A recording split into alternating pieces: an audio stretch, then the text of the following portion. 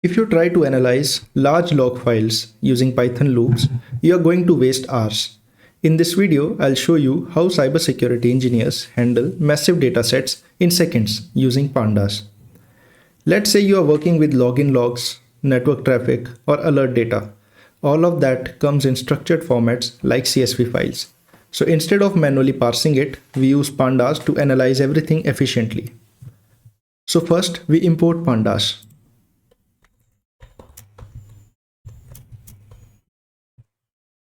So this is the library that gives us the superpower to work with data. So first we have is a data frame. So a data frame is like an Excel sheet inside a Python.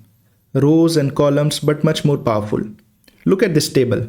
It contains two columns by the name of yes and no and contain four values 50, 131, 21 and 2.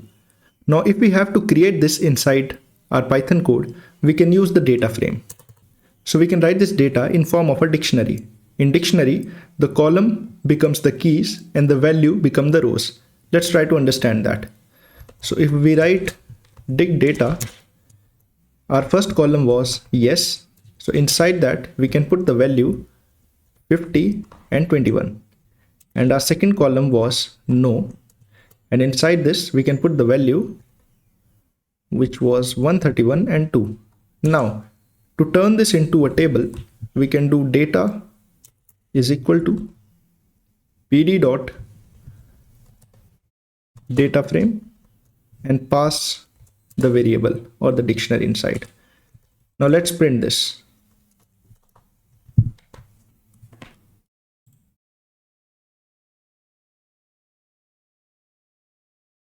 Here you can see the output. We are getting a table. The columns are yes, no.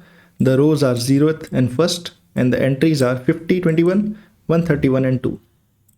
Now here, by default, the index is defined as 0, 1 to n for all the rows. If you want to change this index, in our data frame, we can simply mention index is equal to, and then product A or product B. So you can simply pass a list. And when you run this, you can see the index values have now changed. The second we have our series. So a series is just a single column. Think of it as one column of a data frame.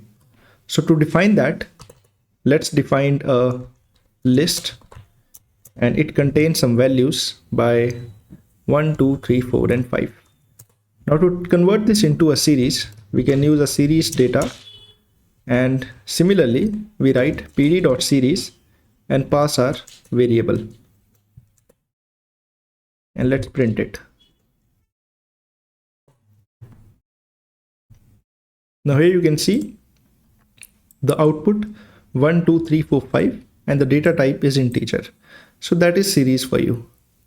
In real world cybersecurity, data doesn't come like this. It comes as files and most commonly CSV files. So before reading CSV files, let's try to write it. Let's uncomment it. Let's comment it and put it here so we can read this data better. So in this, as you can see, we created a data variable which has the table stored into it.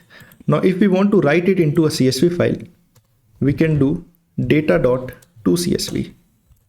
And inside the toCSV, we can define a CSV. In this case, this is the path. And escape this and let's mention basic table.csv and run it. So it has been created. Now if you try to open this,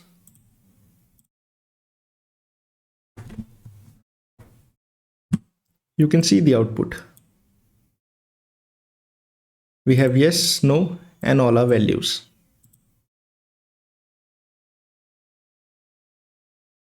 Now let's try to read CSV, which will be a more common use case. So first, let's create a CSV. Let's create a input CSV.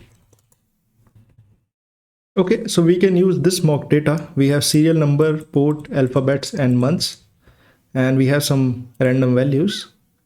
And if you try to open this file, you can see this. So this is our mock data. Now let's try to read this CSV.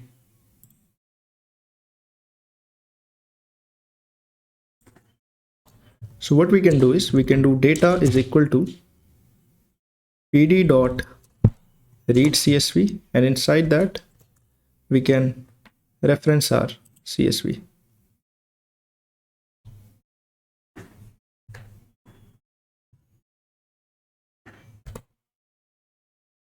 And if you print data, let's see the output. So here we have read the CSV, and this is a data frame, and these all values are stored inside. So this is how you load real data sets like logs, alerts, or traffic data inside your code. So the next step is to do some basic data exploration. So if you do something like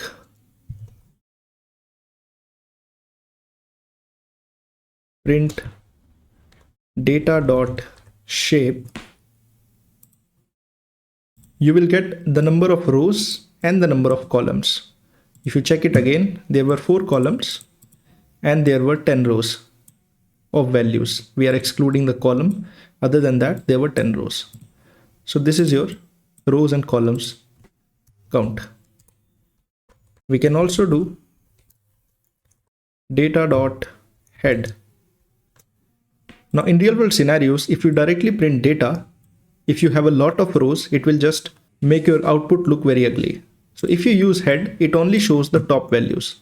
So if we run this, you can see the top 5 results. It provides a cleaner output, so you can check and review your data sets by just looking at a few rows. And the last we have is we can use something like print data.info. Now what it does is, as you can see, it will give you a list of all column names. Here we have serial number, ports, alphabets, and month. It will also tell you how many non-null values were there. In all these cases, we had values for everything. So there were 10, 10, 10, 10, and the data type, integer, integer, string, and string. So this is one of the first things that analyst checks.